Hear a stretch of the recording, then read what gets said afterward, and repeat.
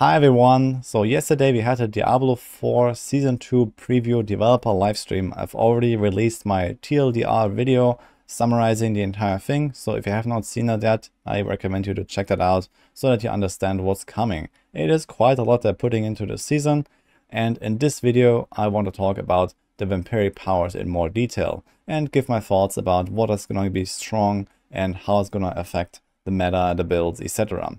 For the full details, we will have to wait until Tuesday when they release the second developer livestream and the patch notes, where we will see all of the changes coming for classes, uniques, and the reworks of crit, vulnerable, overpower, and resistances. So they are changing quite a lot of things here.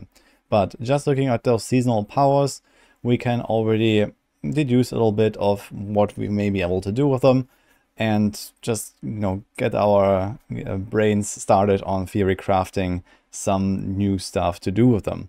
I think it's going to be really fun to play with them. Similar to the Millennium Hearts, you're going to get these various Vampiric Powers in Season 2 that will boost you. That it's a temporary seasonal effect, and you're going to be stronger than before. And in general, most of them actually look really cool. So there's an overview down here, but before we jump into that, a short summary of how this actually works. So those Vampiric Powers are going to have like their own little interface, and that looks like this here. This is like the Pacts interface, basically. A little bit like leveling and socketing glyphs in your Paragon board. You have those 5 slots here.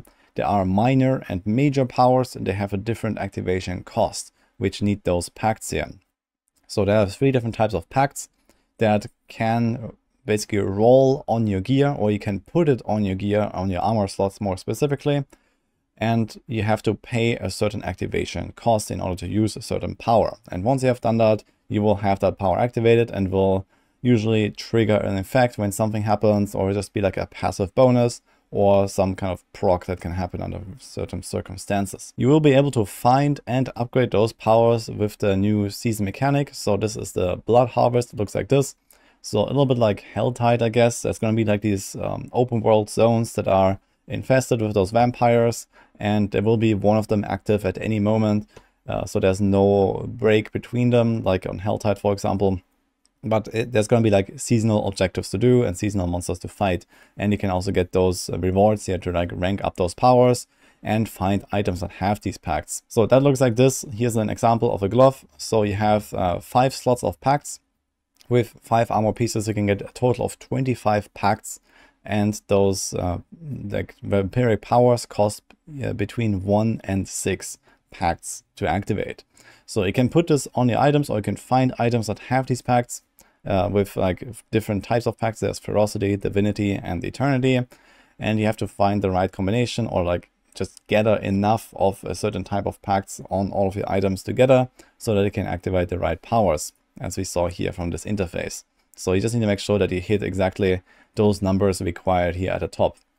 So it seems like it will be fairly straightforward, fairly easy to actually activate them. You just need to make sure that you have the right number of each of those pacts. And if you ever want to swap around your Vampiric Powers, you might have to tweak your gear a little bit.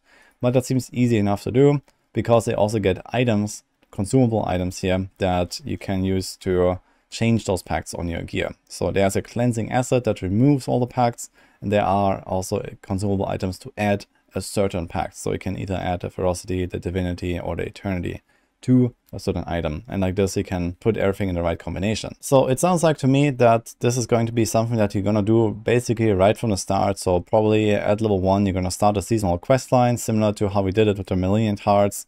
And then very quickly, you're going to start getting your first Vampiric Powers. There's also this Vampiric Curse that is like a special power that is affected by certain of these minor or major powers. So it says the following: you can infect enemies with this Vampiric Curse. They have like an icon above their head, and if you kill them, you will store their souls. And then if you use a defensive, macabre, or agility skill, so this means that some kind of cooldown that you have on basically any build, on any class, you will unleash those stored souls, and you like shoot out a bunch of, like a barrage of souls that like kills enemies around you. So we don't know exactly how strong that is, if it's going to be like relevant for the end game, but I assume this is going to be a kind of like a major part of this whole Vampiric Power Season 2 style. And here are the individual powers that we can find. So there are 7 major powers that all cost exactly 6 pacts, and there are 15 minor powers that cost between 1 and 3 pacts. And as I mentioned, you can have a total of 25 pacts. So the maximum you can get is 4 major powers and 1 minor power. But some of those major powers are pretty special. So they probably don't really fit into every single build. For example, here's Bathe and Blood that only works with channeling skills, for example. Or there's another one here that only really works with damage over time skills, the Flowing Veins, for example. So you might not actually go necessarily for like full major, like 4 major powers and 1 minor.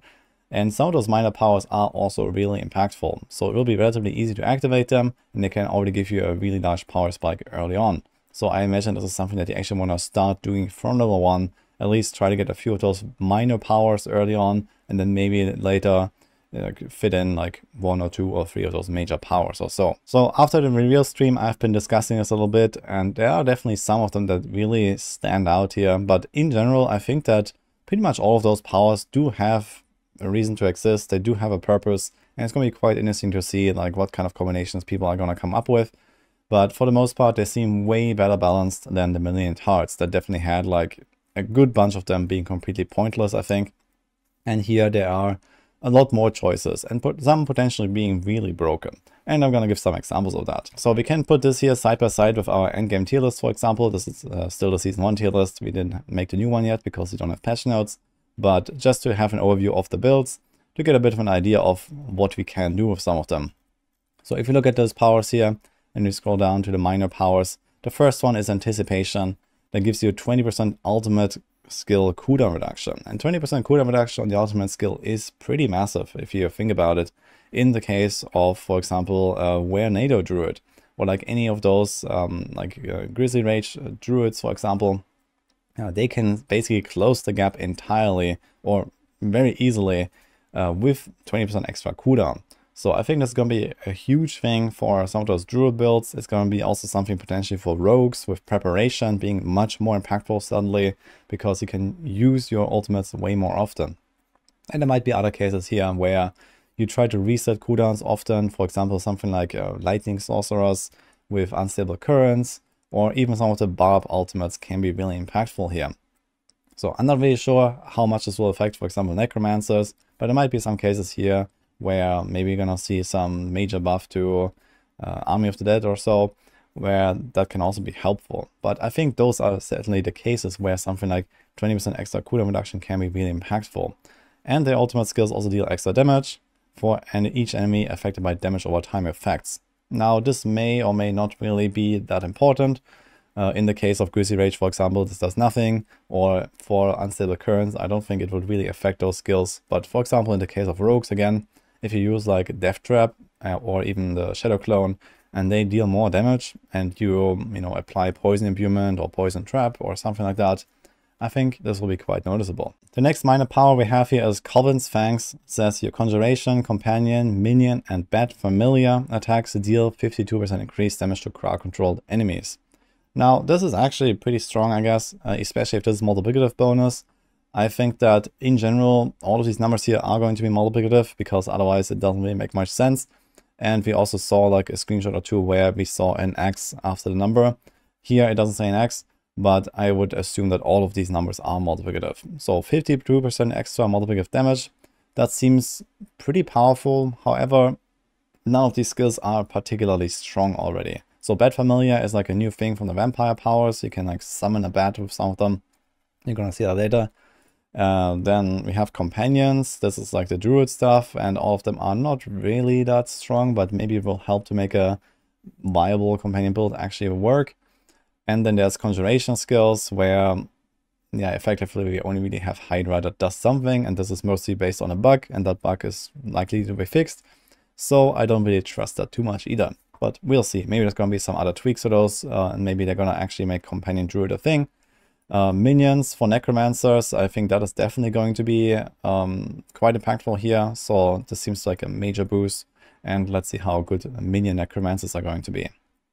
And on top of this, you also get a lucky hit effect, where you have a 30% chance to inflict a vampiric curse when hitting enemies. so that your minions can actually apply this curse. But I don't really know how this affects, for example, the Necromancer minions. I'm not sure how much lucky hit or if any they have actually. I know that companions and conjuration skills have some, but it's rather low. So we'll see how much this will actually trigger. But either way, I think that Coven's Fangs at the very least is going to be something really good in the early game, because basically any low-level Necromancer can benefit from minions, any low-level Druid can benefit from companions, and a conjuration skill here and there, like a Hydra on a Sorc, always works as well, at least until you have like a full setup, you know, put together and you start scaling your character in different ways.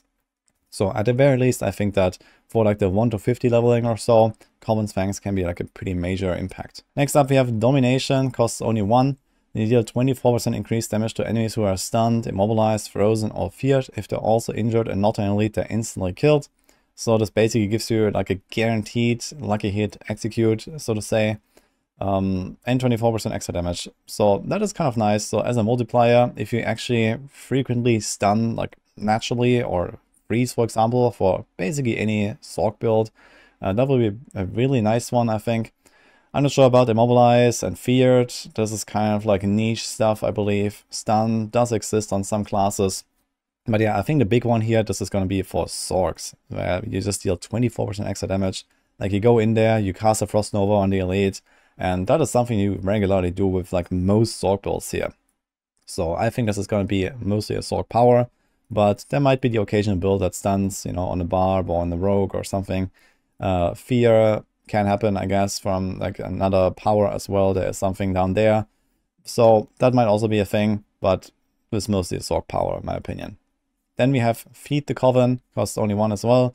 Lucky hit, Conjuration, Companion, Minion, and Bad Familiar attacks have a 60% chance to restore 10 primary resource to you and increase the damage by 10% for 4 seconds. So a bit similar to what I described here in the Coven's Fangs. There's like a few of those builds, and it seems like they're really trying to push this whole minion archetype a little bit in the season, maybe trying to experiment to see like, you know, what could be cool effects and, you know, how strong should they be or so. And I think, yeah, this is fine, but on the other hand, minion builds, I wouldn't really expect to need so many resources, and it only buffs your damage and probably not the minions damage, at least from what I read here. So I'm not sure if this would actually affect your minions. But even if it does, it's 10%, not really too crazy. And also only has a lucky hit here, so it might not even be up all the time. Either way, it could be useful for some really resource-hungry builds, I believe. For example, if you're a Necromancer, and for example, you play with lots of skeletons, and you have also the cold skeleton mages that give you extra resources when they hit, and then they can also trigger extra 10 resources. So this might be really nice for some of those Necromancer builds here, where you just like constantly spam core skills like Sever or Bloodlance or Bone Spear even or so. So you can probably try to make something work there. And the lucky hit chance is relatively high with 60%. So that could work pretty well. For the companions, I'm not really sure about the lucky hits. And I think there's better ways, for example, for druids to get those resources up, and the same for sorcerers. So sorcerers can easily solve their resources with resource generation and prodigy aspect or similar things. So I wouldn't really trust the conjuration skills too much here. Next up we have Hectic. So this says for every 5 basic skills you cast, one of your active cooldowns is reduced by 2 seconds. This is, yeah, pretty clearly tailored for like Bulwark druids, I guess, or any kind of crone claw druids. So yeah, you know, even if you don't play Bulwark, you can, you know, make something else work with, for example, Petrify, Grizzly Rage, whatever. This is also pretty nice for any kind of combo point rogue, I think. So, you know, like Pen Shot, you can even play Twisting Blades with combo point, Barrage. They can do many things there, so this could be really nice just to, like, you know, get back your imbuements faster, get back your dash faster. And of course, Arclash sorcerers. So Arclash with Unstable Currents, I think this is gonna be really sick here, because you can start resetting your flame shields, you can start resetting your Unstable Currents, and there might be some other builds here and there, but I think this is where this Hectic power really shines. Outside of that, I don't really see that many builds really using basic skills enough to really make this good. Maybe like a Thorns Barb where you use Frenzy. Frenzy also has very high attack speed, so this might be a bit of a synergy here for Barbs. And this is probably about it. But it seems like a relatively impactful power for some of those builds at least. So definitely something to keep an eye on. Something like a cooldown reduction is pretty premium in Diablo 4, and resetting them with your own attacks, a little bit like Zodiac Ring in D3, sounds pretty impactful. Next up we have Hemomancy. It says your attacks deal 80% of your maximum life as physical damage to nearby enemies. This can only occur once every 4 seconds, so heal for 1% of your maximum life for each enemy damaged this way. Now that is a very interesting one, and we kind of have to like wait and see how it will scale exactly, but if we say that, let's say you have like 13k life or something, like a pretty like standard value I guess, at level 100, it will do roughly 10k like flat damage, and then it starts scaling with your extra multipliers. And that is actually a pretty high value of like flat damage to do, I think, in AoE as well. So this can proc from any attack every 4 seconds. So even if you just use your generator or your basic skill, it can trigger, and you also heal at the same time. I think this could actually be very nice for builds that generally struggle with AoE damage, or are just, you know, not really equipped with like a way to permanently deal damage really reliably. So I'm thinking about something like Firewall Sorc, for example. Enemies might run out of your firewall, and then you can use this effect to like finish them off or so.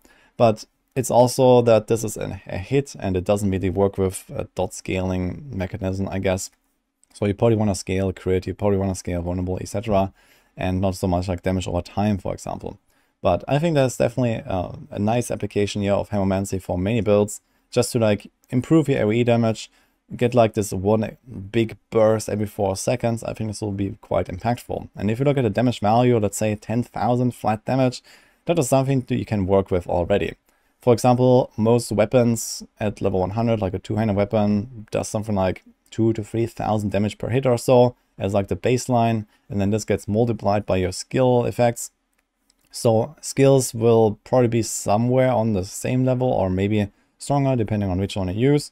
However, this is in AoE, it's for free, and it's once every 4 seconds. So once every few attacks you can get one of these procs. I think Hemomancy is going to be pretty strong for many builds. However, I've only been talking about like level 100 values here, and the thing is that in the later levels, towards level 100, you actually start scaling up your maximum life quite a lot more than in the earlier levels. So I think that maybe when you're like low level, Hemomancy is not going to be so impactful, because you just don't have enough maximum life to really deal like a lot of damage. But this might change a little bit depending on like where you are exactly and how much like maximum life you get. Potentially, you could really stack up maximum life as well with like overpower builds, like Blood Surge Necro, Bloodlance Necro, or something like that. Get to like 20k life and have like a way better Hemomancy proc here. So that could also be interesting. Next up, we have Infection. This says hitting enemies with direct damage infects them with pox, and inflicting pox 8 times on an enemy expunges their infection, dealing 70% poison damage. That's kind of interesting because this is instantaneous poison damage. I think this is the only source of instant poison damage. Usually it's poisoning damage over time, at least from the effects that come to mind for me, like Poison Trap or Poison Imbuement or the Druid Companion. And it seems fairly interesting. So you need to hit really fast many times, in best case in AoE. Now there are not that many builds that do that. However, one thing that really comes to mind here is Ball Lightning Sorc for me. So Ball Lightning, you hit like you stack attack speed like crazy. You hit targets like multiple times with each cast, and basically you're gonna proc this like all the time. And you already have really good AoE damage on Ball Lightning, so that it's mostly about finishing off those elites and those bosses really fast. And I think this is exactly where Infection will shine. So you just need to hit them with as little damage as you want, basically, as many times as you can to proc this. And this could potentially be pretty sick for some of those builds. There might be other cases where you have like really, really fast hitting attacks, but I think Ball Lightning is probably the one that really shines here. Maybe something like Chain Lightning Sorc would also work, at least on single targets. However, Ball Lightning has the advantage with thing procs on everything. And yeah, maybe something like Rapid Fire could work with this, something like Ice Shards could work with this. So there are a bunch of those cases here where you definitely hit multiple times, and any build that hits really fast can probably profit from this. And the thing is, there are some other synergies with this later that you're gonna see that give you like extra attack speed, for example. Here's Ravenous effect. And this could make it even crazier to just combine those powers in a certain way so that you get even more out of Infection. Now, moving on to Jagged Spikes, this costs 2, and it is a Thorns power. So Thorns have a 10% chance to deal 300% increased damage and chill enemies for 8%. So this means that on average you deal 30% extra Thorns damage. That is pretty impactful for a minor power, to be honest. So any Thorns build, I guess especially the Thorns barbs, they will love this. The chill seems kind of like the opposite of what you would want, to be honest, because if you slow down enemies, then they don't hit you as often for the Thorns. But okay, it's just 8%. It might actually open up some other scaling mechanism, like, you know, damage to crowd controlled enemies or damage to chilled enemies or something like that. So maybe you can actually like try to scale something there. And the 8% chill doesn't really break the whole Thorns mechanic, so that should be fine. But overall, basically a no-brainer for Thorns builds. Then we have Prey on the Weak that costs 2. It says you deal 16% increased damage to vulnerable enemies. Enemies are vulnerable while affected by a vampiric curse from your other vampiric powers. Now that is a pretty interesting one. Vulnerable is really powerful, and many builds actually struggle keeping it up, especially on barbs. We have many builds that just don't really trigger vulnerable that reliably outside of the exploit glyph. So you attack the enemy, you get a vulnerable for 3 seconds, and if the enemy is not dead after 3 seconds, then you cry.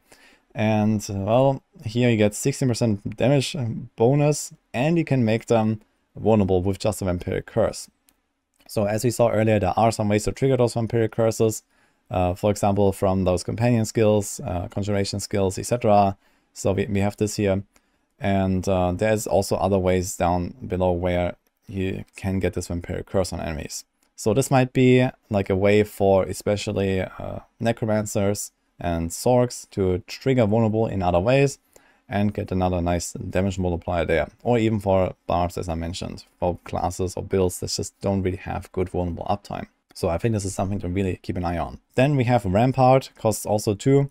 After not moving for 3 seconds, you gain a barrier of 40% of your maximum life for 6 seconds. This effect can occur once every 20 seconds. That's a kind of interesting one. Realistically, I'm not a big fan of it because I don't really like standing still. If anything, I would stutter step around and try to not get hit very much. However, I think it's pretty powerful for effects where you know you are going to take some damage, or you know you can tank certain mechanics, and you can trigger it exactly in the right moment when you want to. You can actually choose to get this barrier at the right moment by just not standing still for more than 3 seconds at a time, and then just like, you know, placing yourself, you know, in front of the boss and just tanking everything you like. And well, there's one case where this is definitely going to come in handy, which is on Uber Lilith. I think that it will be relatively realistic to actually tank like an Uber Lilith wave or an Uber Lilith skull or something like that by having an extra 40% of your life as barrier suddenly. So especially for classes that don't use any barrier at all, this can be pretty impactful, and it might be useful for these kind of cases here. But in general gameplay, I think just standing still for 3 seconds is not really something you want to do. It might be something for like channeled builds, like Incinerate, but right now Incinerate is so far down, we don't even have it on our list here. And then there is Decompose as a channeling skill.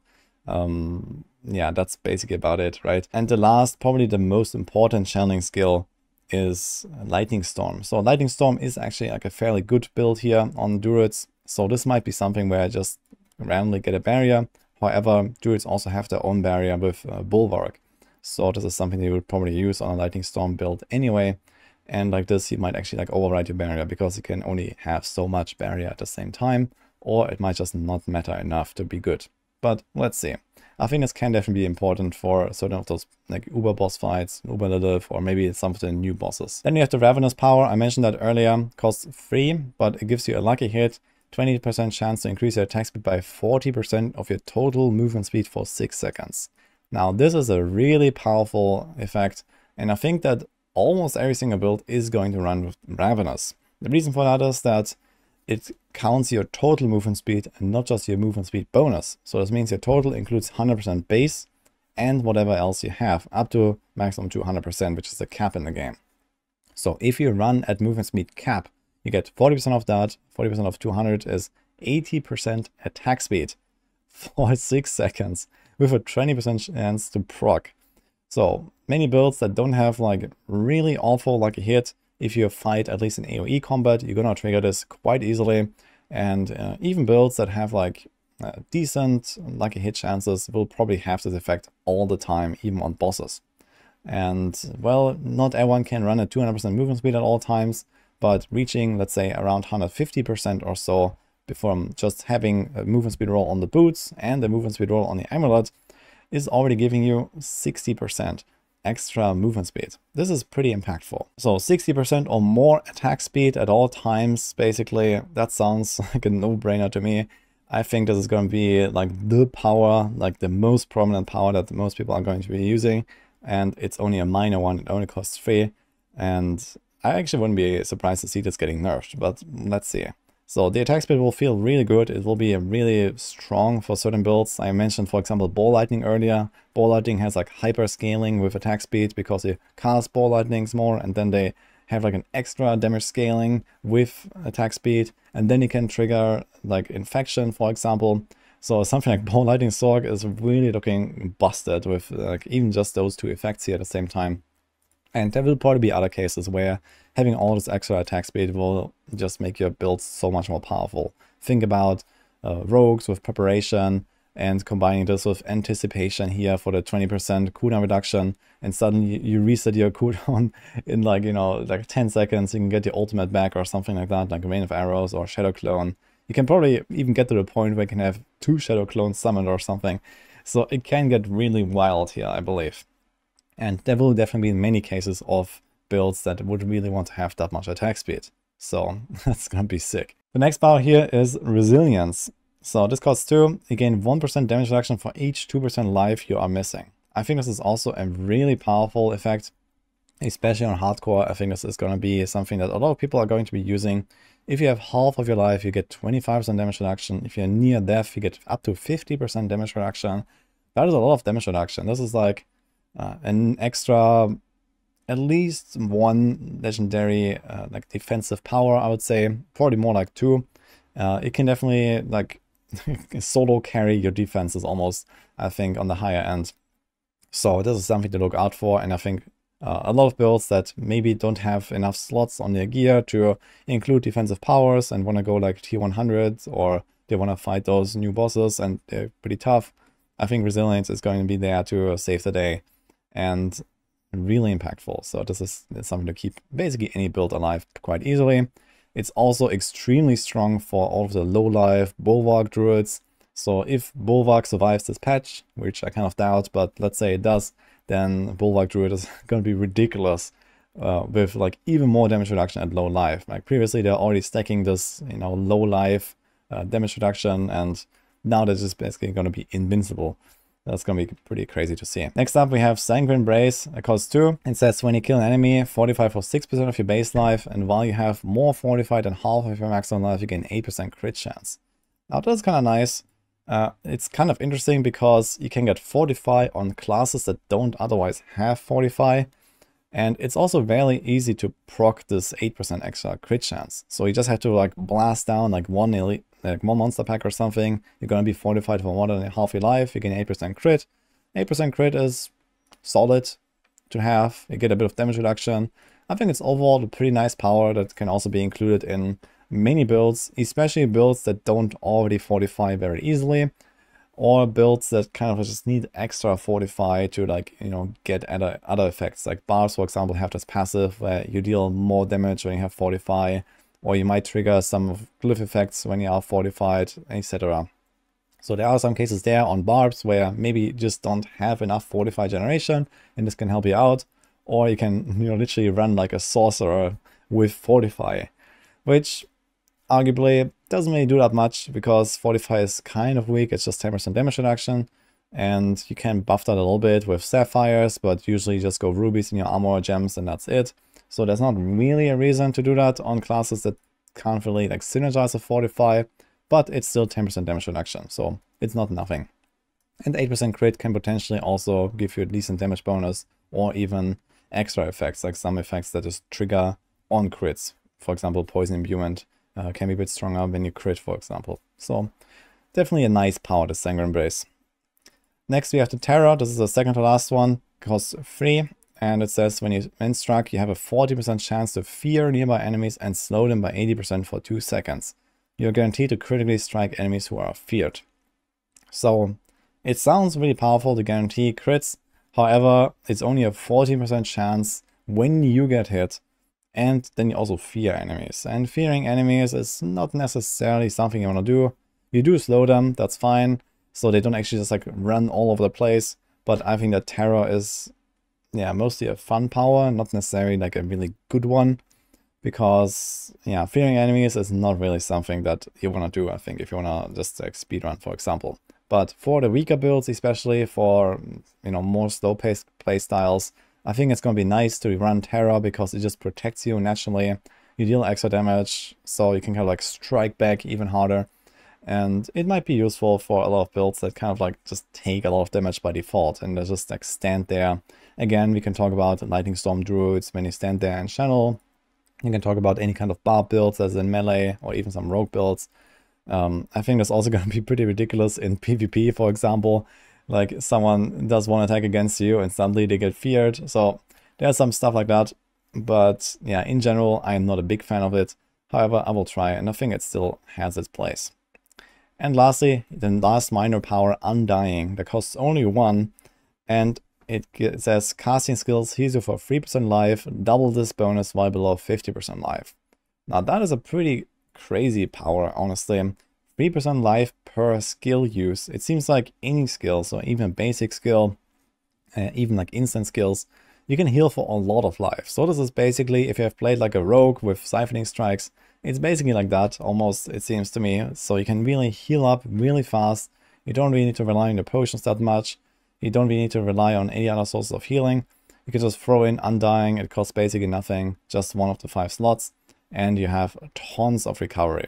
So I think many builds can profit from this. I think especially on the more casual end, this will be a godsend, and people will just like, yeah, literally be undying. So as long as you don't get absolutely blasted, then, you know, 3% life is a lot of healing, especially if you combine this with the extra attack speed you can get from Ravenous, and you already have like, you know, some extra attack speed, or you have some instant skills you can cast. You can heal for like 10-20% life per second.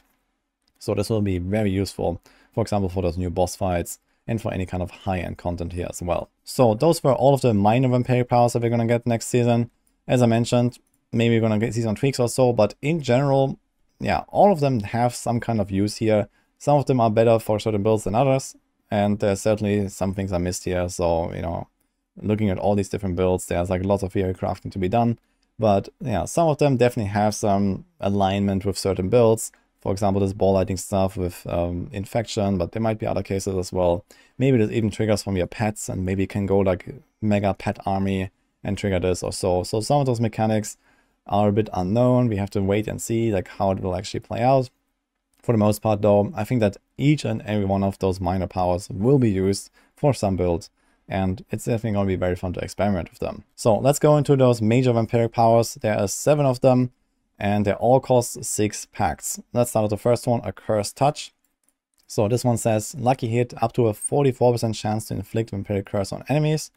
Enemies with vampiric curse have 15% chance to spread it to other surrounding enemies, and accursed souls deal 200% increased damage. So again, vampiric curse is this effect down here. So when you kill an enemy affected by vampiric curse, you get a soul, and if you use one of your defensive cooldowns or agility skills or macabre skills, you unleash those souls up to 8. And then they deal some damage in front of you, like a barrage of souls like shooting out from your character basically.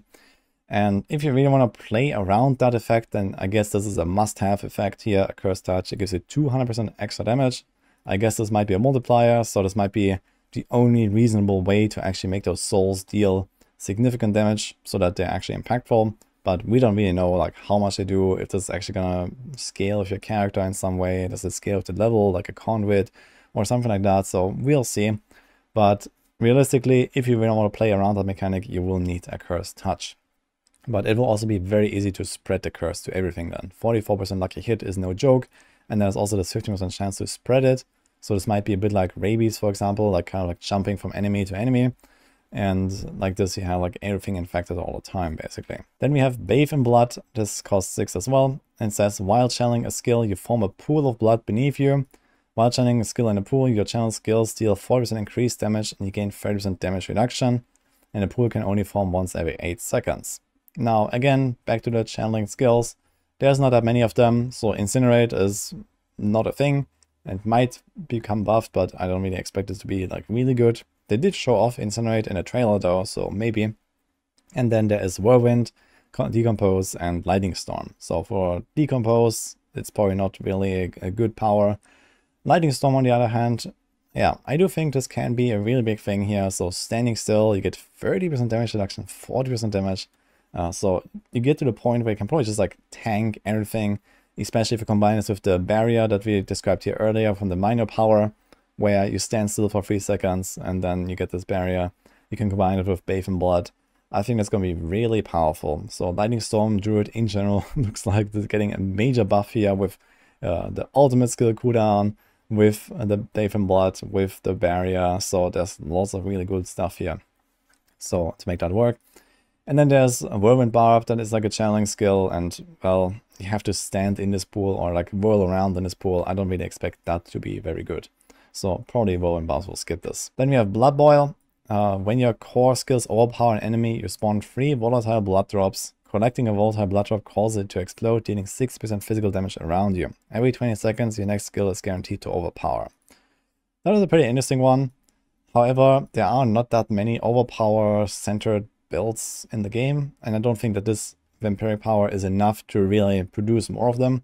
So either a skill can work with overpower or can trigger overpower at will, and it can't. And there's not really that many of them, so it's mostly the 2 Blood Necro builds, I guess. So there's Blood Surge, there's Blood Lance. Those are going to profit a lot from Blood Boil, and maybe some other stuff. There's like Hammer of the Ancients that also has some overpower stuff, and you know, some weapon swap thing on the barb you can do. There's like a few of those scenarios. There's Polarize that can overpower, so that might be a thing. But I think it's going to be mostly something for Blood Necro if you think about this. So you get those volatile blood orbs when they overpower, and you can do that really frequently. Every few seconds basically you can get an overpower with Blood Necro, guaranteed. And like this you get those volatile blood orbs, and then they explode for 6% physical damage around you, so you can get 3 of them. It's 180%. That is actually pretty impactful, especially for something like Blood Lance that doesn't really have like a huge AoE clear. This can be really nice. Then we have Call Familiar.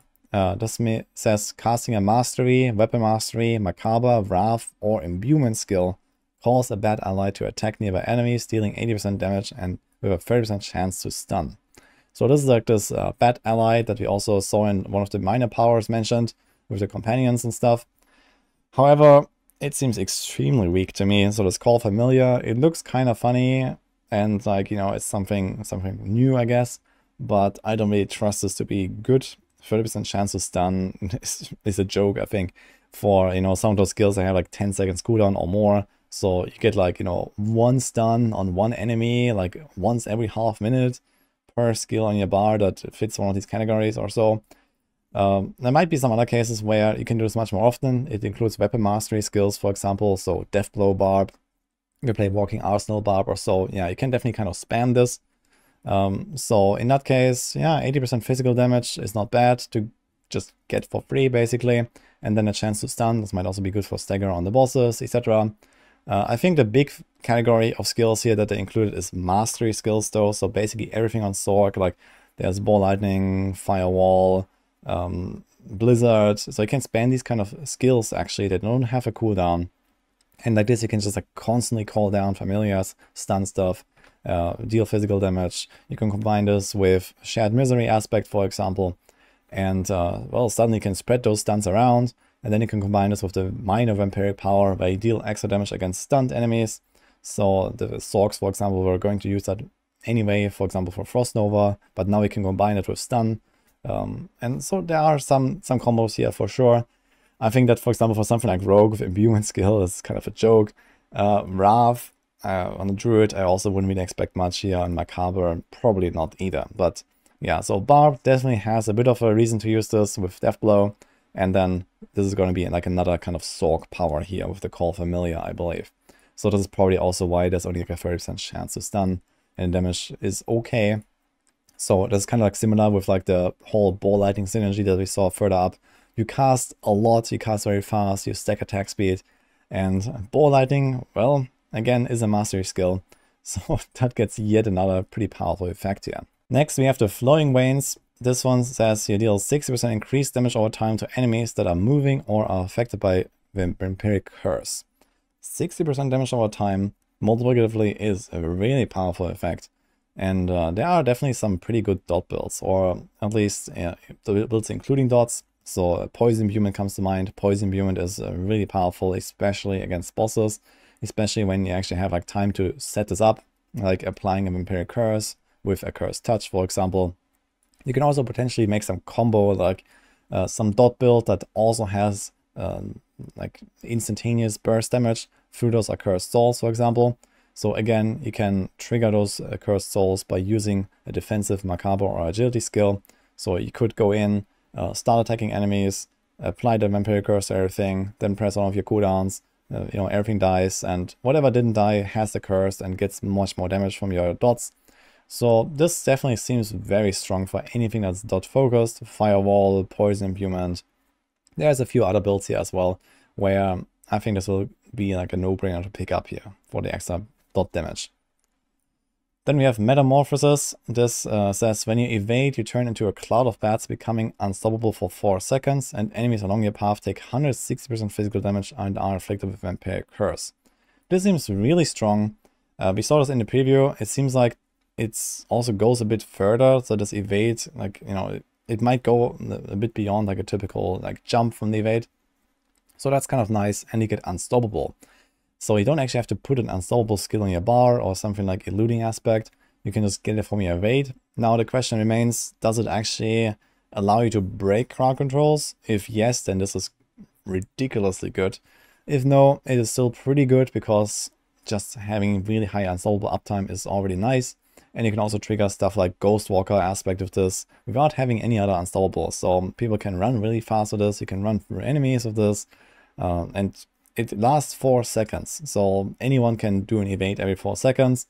So that seems really nice. It deals some damage and you inflict enemies with Vampiric Curse on the way as well.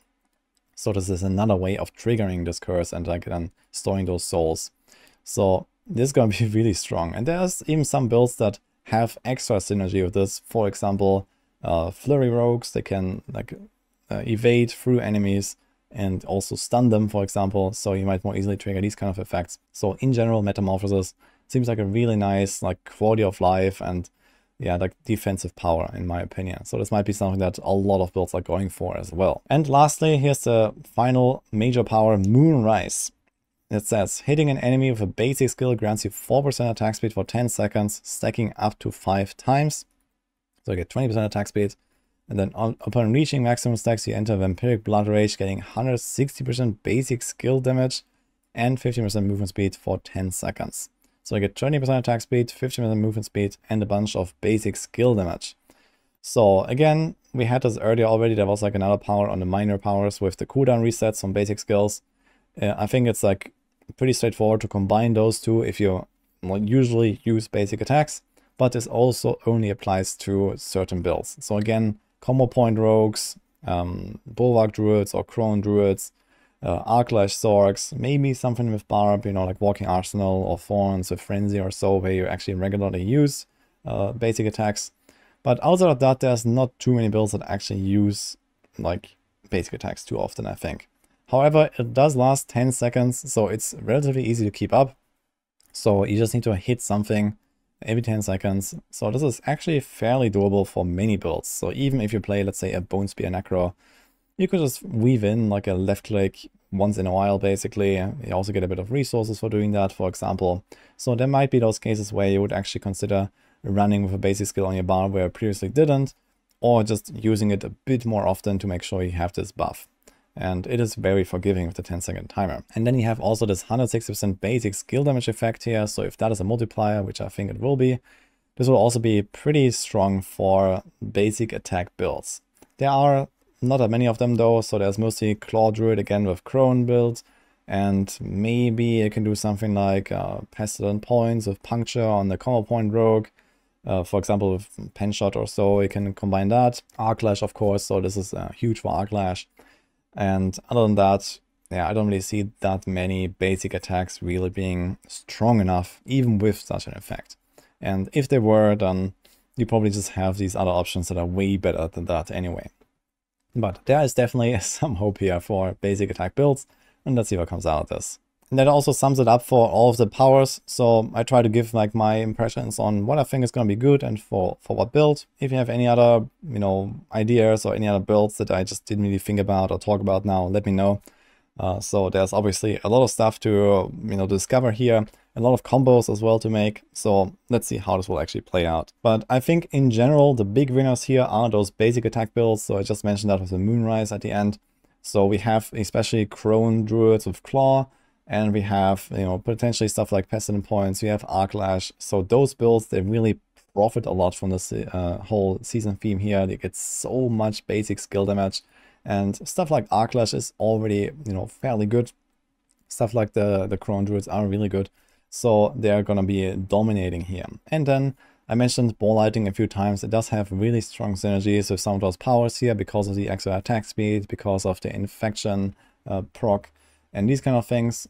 In general, like these mastery skill sorcs, like anything like Ball Lightning, Blizzard, Firewall, I think they're going to be pretty powerful because of some of those effects here with like summoning those bats all the time. You can stun enemies all the time. You can get extra damage there. Anything that relies on frequent use of your ultimate cooldown as well. So there could be many cases of that, but here there's anticipation power here. It can definitely be really impactful, mostly for the druids. So I think a lot of Grizzly Rage druids are gonna feel really good with this.